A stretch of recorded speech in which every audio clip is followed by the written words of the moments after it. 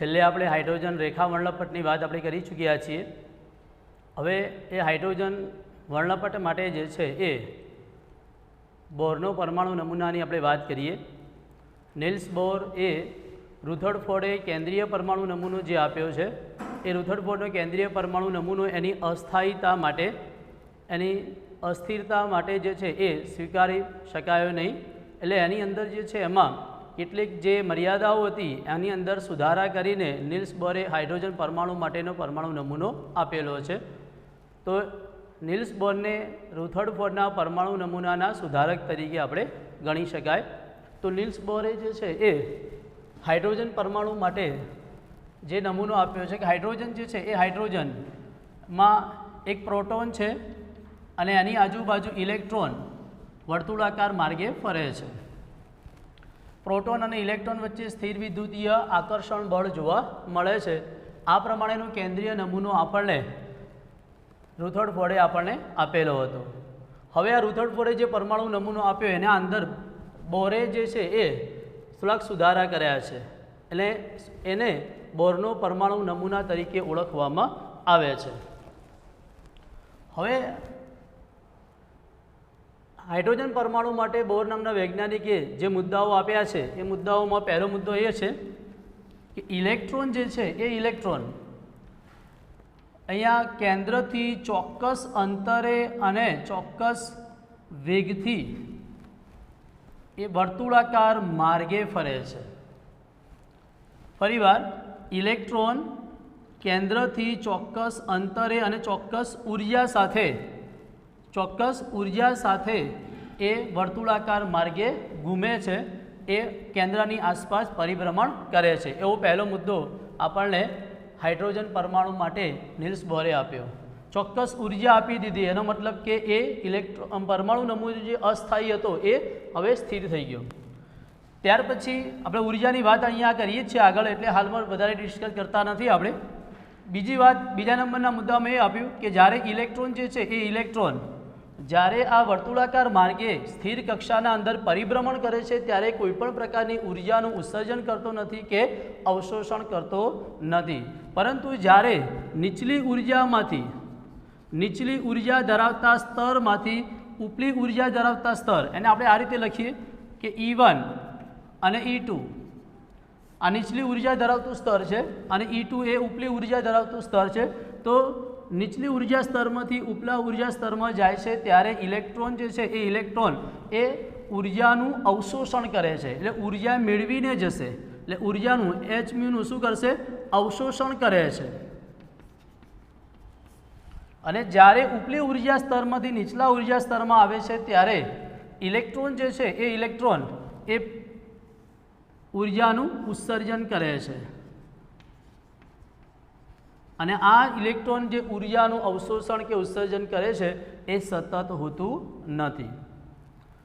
ત્યાર પછી એના પછી જે અહીંયા જે ઇલેક્ટ્રોન નીચલી ઉર્જામાંથી ઉપલી ઉર્જામાં જાય અથવા તો ઉપલી ઉર્જામાંથી નીચલી ઉર્જા સ્તરમાં આવે છે ત્યારે અહીંયા જે ઉર્જાનું ઉત્સર્જન કરે છે, તો એ ઉર્જાનું જે ઉત્સર્જન કરે છે એની આવૃત્તિ જે છે એ આવૃત્તિ મ્યુ શોધવા માટે ΔE/H સમીકરણ આપ્યું, જેની આગળ આપણે વાત કરી ચૂક્યા છે, અને ભૂલી ગયા હોય તો E બરાબર hν સમીકરણ પરથી મળે।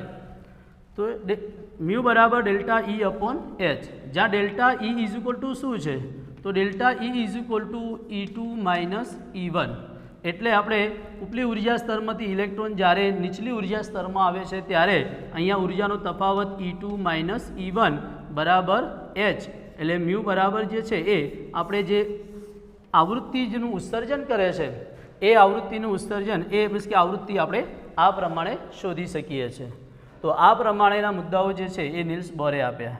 ત્યાર પછી ઇલેક્ટ્રોન જે છે એ ઇલેક્ટ્રોન અહીંયા કોણીય ગતિ કરે છે, કેન્દ્રની આસપાસ પરિભ્રમણ કરે છે, જેને કોણીય ગતિ કહેવાય છે। અને એ કોણીય ગતિ કરે છે ત્યારે એનું કોણીય વેગમાન જે છે એ કોણીય વેગમાન mvr બરાબર nh/2π આપી દીધું એણે। ઇલેક્ટ્રોનનું કોણીય વેગમાન mvr બરાબર nh/2π અહીંયા એમ એ ઇલેક્ટ્રોનનું દળ છે, વી એ વેગ છે, આર એ ત્રિજ્યા છે, ઇલેક્ટ્રોનનું કેન્દ્રથી અંતર, એન એટલે મુખ્ય ક્વોન્ટમાંક છે, એચ એટલે પ્લાન્ક અચળાંક છે અને પાઈ તમે જાણો છો. તો MVR બરાબર NH/2π આપ્યું. તો ઇલેક્ટ્રોન આના ઉપરથી એમ એણે કહ્યું કે ઇલેક્ટ્રોન એવી માન્ય કક્ષામાં પરિભ્રમણ કરશે કે જ્યાં એનું H/2πના સંકલન ગુણકમાં હોય. ઇલેક્ટ્રોનનું કોણીય વેગમાન H/2πના સંકલન ગુણક એટલે અહીંયા મૂક્યો છે n, એ સંકલન ગુણક એટલે એનો મતલબ કે ઇલેક્ટ્રોન કેન્દ્રથી કોઈ પણ અંતરે નથી, ઇલેક્ટ્રોનનું કેન્દ્રથી સ્થાન એને નિશ્ચિત કરી નાખ્યું n અંતરે જ. એટલે n બરાબર શું છે? તો n બરાબર આપણે અહીંયા આગળ પણ જોઈશું, n બરાબર મુખ્ય ક્વોન્ટમાંક છે 1 2 3 4 એ રીતે. એટલે કે અહીંયા ઇલેક્ટ્રોન એ n બરાબર 1 અંતરે હોય ત્યારે આનું કોણીય વેગમાન, એ જ પ્રમાણે n બરાબર 2 હોય ત્યારે એનું કોણીય વેગમાન આપણને મળે. એટલે આ પ્રમાણે જે છે એ પહેલી કક્ષા હોય તો n બરાબર આપણે 1 લેશું, બીજી કક્ષા હશે તો n બરાબર આપણે 2 લેશું અને એને આધારે પહેલી કક્ષામાં રહેલા ઇલેક્ટ્રોનનું કોણીય વેગમાન જે છે એ કોણીય વેગમાન અહીંયા આપણે મૂકી શકાય કે NH/2π છે. તો પહેલી કક્ષા માટે આપણે મૂકવું છે તો n બરાબર 1 મૂકો તો પહેલી કક્ષામાં ઇલેક્ટ્રોનનું કોણીય વેગમાન H/2π મળે છે. એ જ પ્રમાણે બીજી કક્ષા માટે ઇલેક્ટ્રોનનું કોણીય વેગમાન આપણે મૂકીએ તો અહીંયા આપણે 2 મૂકીશું, એટલે અહીંયા 2 મૂકીશું, 2 અને 2 જતા રહેશે તો બીજી કક્ષામાં ઇલેક્ટ્રોનનું કોણીય વેગમાન H/π મળશે. તો આ પ્રમાણે પહેલી કક્ષામાં, બીજી કક્ષામાં, ત્રીજી કક્ષામાં ઇલેક્ટ્રોનનું કોણીય વેગમાન જે છે એ ઇલેક્ટ્રોનનું કોણીય વેગમાન આ પ્રમાણે આપણે નક્કી કરી શકીએ છીએ. એટલે એના આધારે હાઇડ્રોજન પરમાણુ માટે બોરે કેટલાક બાબતો આપણને અહીંયા સમજાવેલી છે, એની વાત આપણે કરીએ છીએ કે અહીંયા ઇલેક્ટ્રોનના કોણીય વેગમાનમાં n બરાબર શું છે? એનો મુખ્ય ક્વોન્ટમાંક છે, n બરાબર 1 2 3. એટલે ઇલેક્ટ્રોનનું સ્થાન એને નિશ્ચિત કરી નાખ્યું. ત્યાર પછી પ્રથમ સ્થિર અવસ્થાની ત્રિજ્યા, ઇલેક્ટ્રોનની જે ત્રિજ્યા છે Rn, એ ઇલેક્ટ્રોનની ત્રિજ્યા જે છે ઇલેક્ટ્રોન કેન્દ્રથી અંતર એને ત્રિજ્યા કહેવાય. તો પરમાણુની ત્રિજ્યા એ અહીંયા A0 × n² વડે દર્શાવી શકાય છે. A0 શું છે?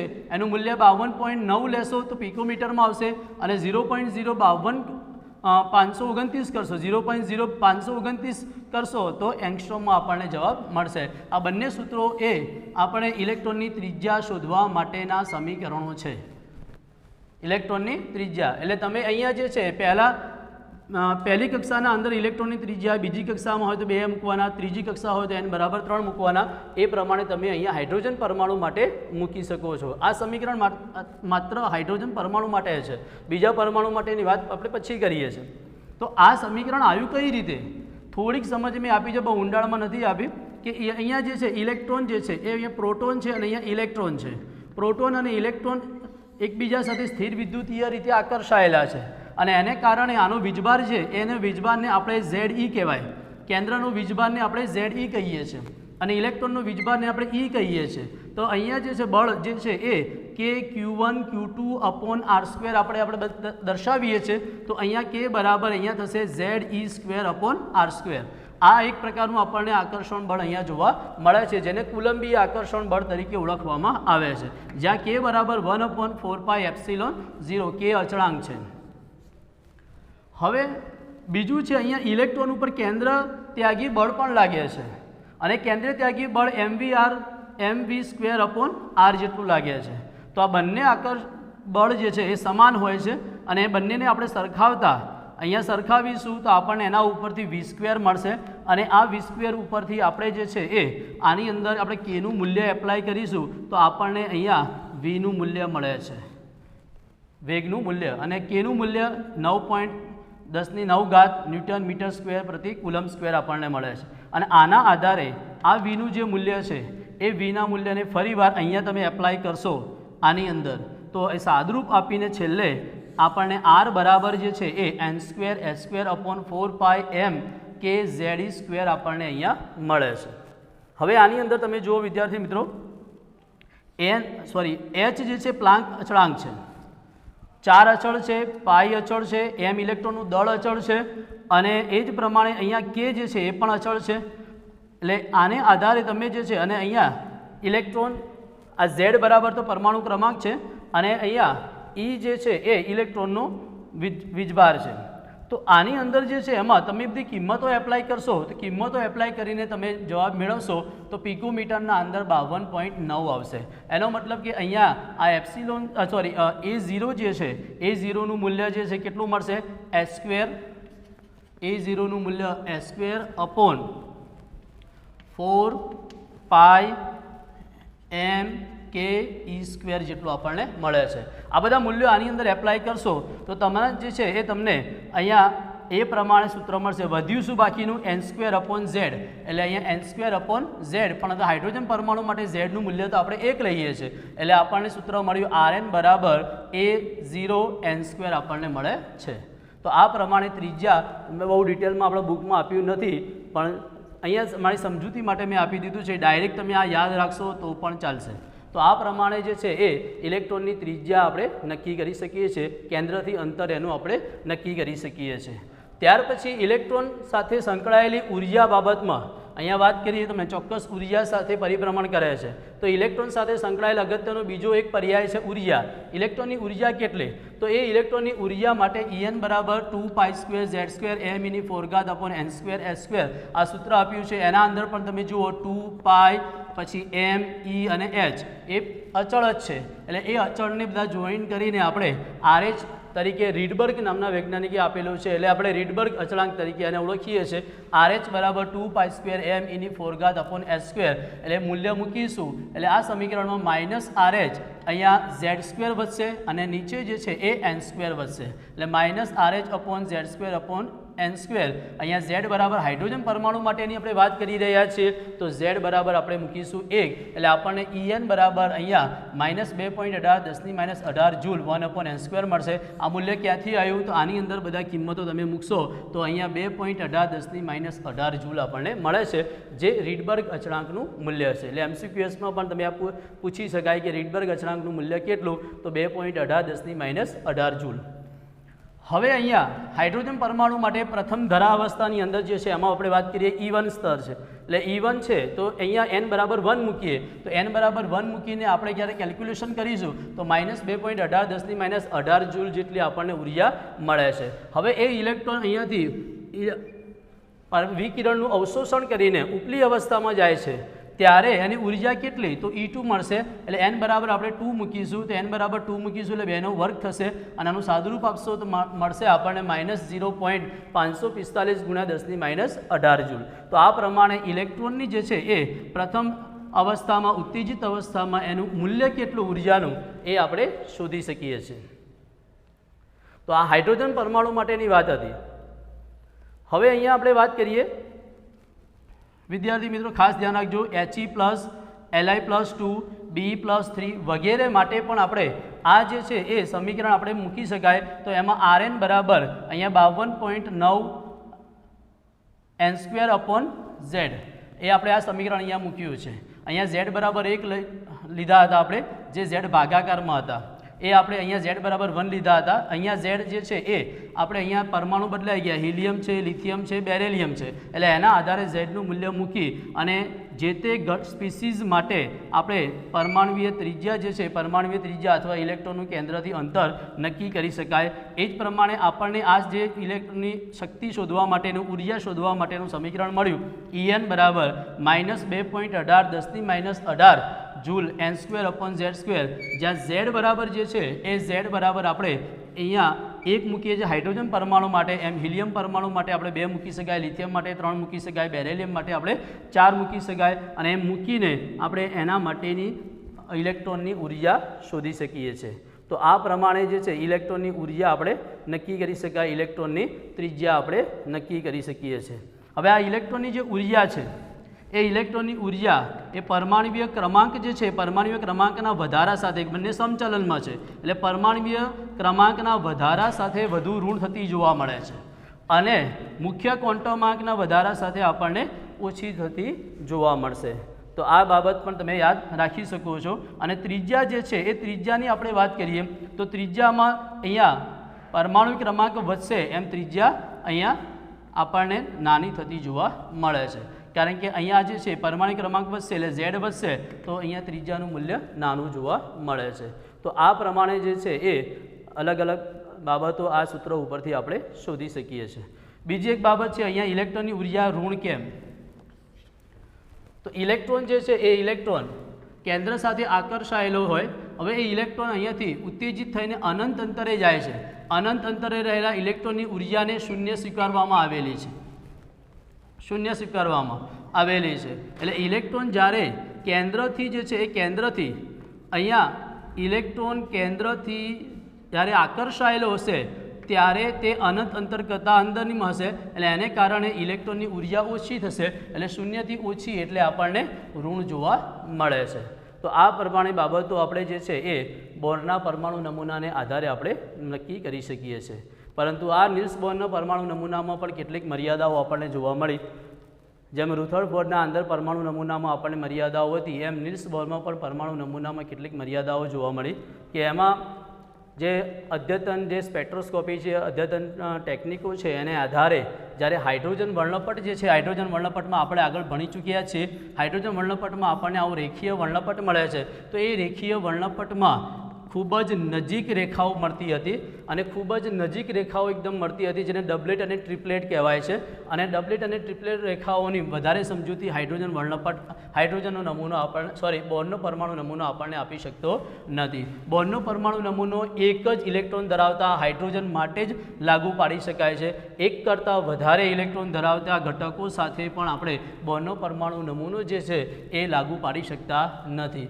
બીજા નંબરમાં અહીંયા જે વર્ણપટમાં જે રેખાઓ મળે છે એ વર્ણપટમાં રેખાઓ મળે છે એ મેગ્નેટિક ફિલ્ડ જ્યારે એના ઉપર એપ્લાય કરવામાં આવે છે એ રેખાઓમાં તો એમાં પાછું વિપાટન થાય છે. એના અંદર જે છે વિઘટન થાય છે અને એ અસરને આપણે જીમેન અસર કહેવાય છે. અને ઇલેક્ટ્રિક ફિલ્ડ આપાત કરવામાં આવે તો સ્ટાર્ક અસર કહેવાય છે. અને એને કારણે પણ આપણે અહીંયા બોરનો પરમાણુ નમૂનો એ બાબત સમજાવી શકતો નથી. તો બોરના પરમાણુ નમૂનાની કેટલીક મર્યાદાઓ હતી એ પણ અહીંયા પૂરી થાય છે. તમે અહીંયા દરેક મુદ્દા જે છે એ તમે જોઈ શકો છો. હવે વિદ્યાર્થી મિત્રો આપણે હાઇડ્રોજન વર્ણપટ જે છે એ વર્ણપટ રેખા વર્ણપટ આપણને મળી ગયો. એની થોડીક સમજૂતી તમને આપીએ. તેની સમજૂતીમાં હાઇડ્રોજનમાં આપણે જોયું કે પરમાણુના અંદર જે છે પરમાણુમાં ઇલેક્ટ્રોન નીચલી ઉર્જા સ્તરમાંથી ઊંચી ઉર્જા સ્તરમાં ઉર્જાનું શોષણ કરીને જાય છે. એટલે અહીંયા જ્યારે ઇલેક્ટ્રોન આવે છે ત્યારે ઇલેક્ટ્રોનને ઉત્તેજિત ઇલેક્ટ્રોન કહેવાય છે. અને એ ઉત્તેજિત ઇલેક્ટ્રોન ફરી પાછો પોતાની મૂળ સ્થિતિમાં આવે છે ત્યારે ઉર્જાનું જે અવશોષણ કરેલું છે એ ઉર્જાનું ઉત્સર્જન કરે છે.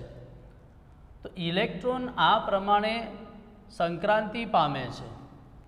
તો એ ઇલેક્ટ્રોનની જે ઉર્જા છે એ ઉર્જા શોધવા માટે આપણે ડેલ્ટા E બરાબર EF માઇનસ EI સૂત્ર આપણે મૂકી શકીએ છીએ.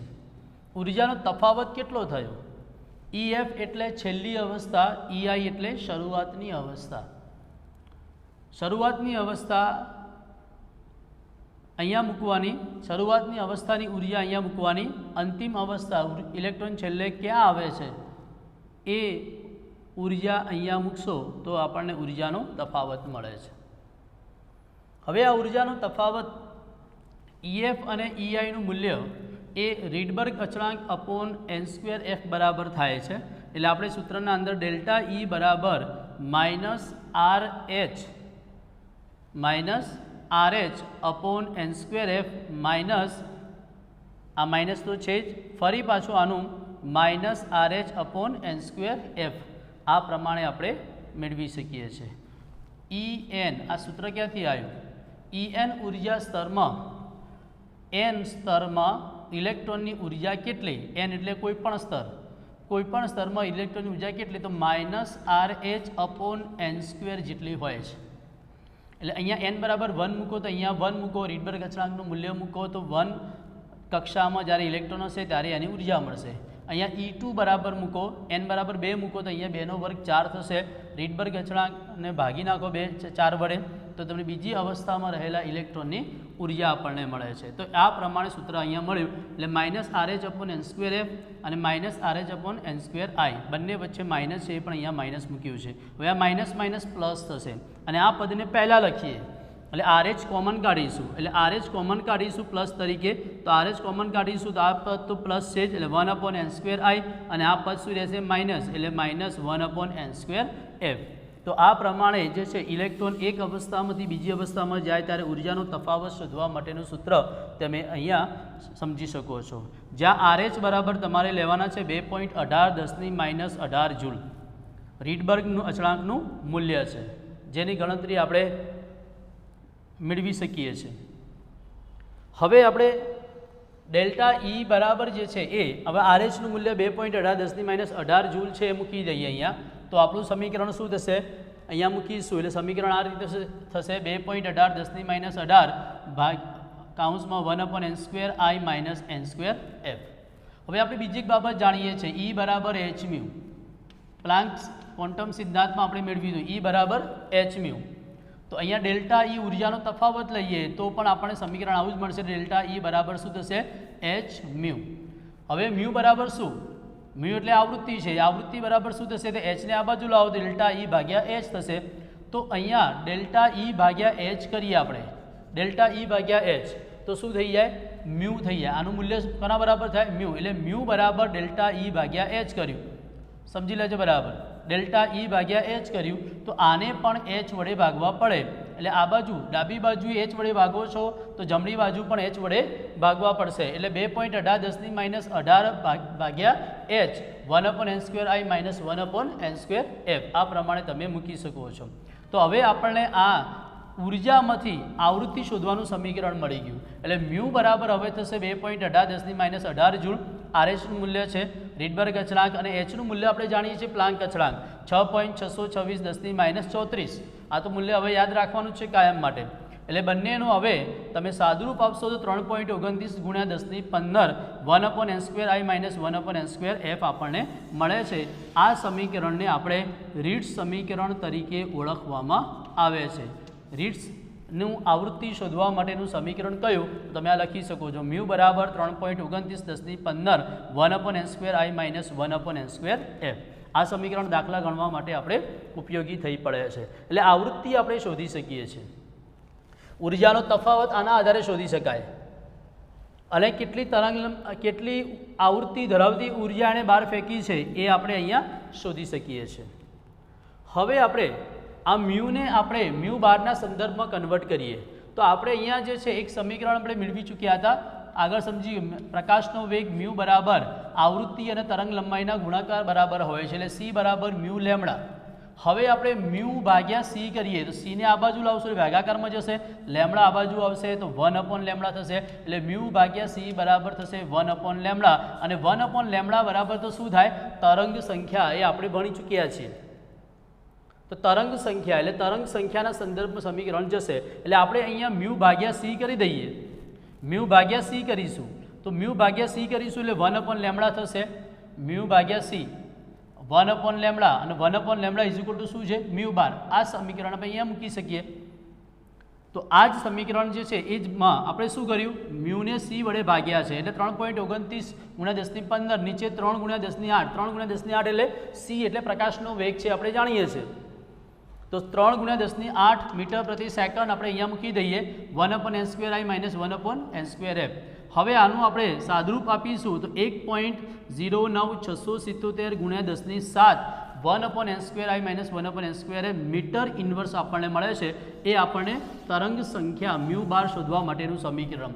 આપણે આગળ હમણાં લખ્યું એ સેન્ટીમીટર ઇન્વર્સમાં લખ્યું હતું, તો સેન્ટીમીટર ઇન્વર્સમાં આને કન્વર્ટ તમારી જાતે કરી લેજો, 109,677 થાય. 1.09677 × 10⁷ છે એની જગ્યાએ 109,677 લખો તો મીટરનું શું થઈ જશે, સેન્ટીમીટરનું થશે. એટલે તરંગ આંક શોધવા માટેનું સમીકરણ અહીંયા આ પ્રમાણે મળી શકે છે. તો વિદ્યાર્થી મિત્રો, હાઇડ્રોજનના રેખા વર્ણપટની સમજૂતી અહીંયા પૂરી થાય છે. હવે આ રેખા વર્ણપટના અંદર જ્યારે એરએફનું મૂલ્ય ni કરતાં વધારે હશે, છેલ્લી અવસ્થાનું મૂલ્ય પહેલી અવસ્થા કરતાં વધારે હશે ત્યારે અવશોષણ વર્ણપટ મળે છે, અને એનું મૂલ્ય આપણને કેવું મળતું હોય છે, ડેલ્ટા ઈનું મૂલ્ય ત્યારે ધન મળતું હોય છે. અને જ્યારે niનું મૂલ્ય nf કરતાં વધારે હોય, niનું મૂલ્ય nf કરતાં વધારે હોય ત્યારે આપણને ઉત્સર્જન વર્ણપટ મળે છે, અને ત્યારે ડેલ્ટા ઈનું મૂલ્ય જે છે એ ડેલ્ટા ઈનું મૂલ્ય ઋણ મળે છે. તો આ પ્રમાણે તમે બુકમાં બધી થિયરી આપેલી છે, એકવાર રીડિંગ કરી લેજો. બીજી એક વાત કે અહીંયા રેખા વર્ણપટમાં જે રેખા મળે છે, રેખાની તેજસ્વીતા, રેખાની તીવ્રતા જે છે એ તીવ્રતા શાના પર આધાર રાખે છે એવો MCQમાં પ્રશ્ન આવી શકે. તો એ રેખાની તીવ્રતા એ સમાન તરંગ લંબાઈ ઉપર આધાર રાખે છે અથવા તો જે અવશોષણ કે ઉત્સર્જન પામે છે ફોટોન એની સંખ્યા ઉપર આધાર રાખે છે. તો અહીંયા વિદ્યાર્થી મિત્રો હાઇડ્રોજનના રેખા વર્ણપટની વાત અહીંયા પૂરી થાય છે.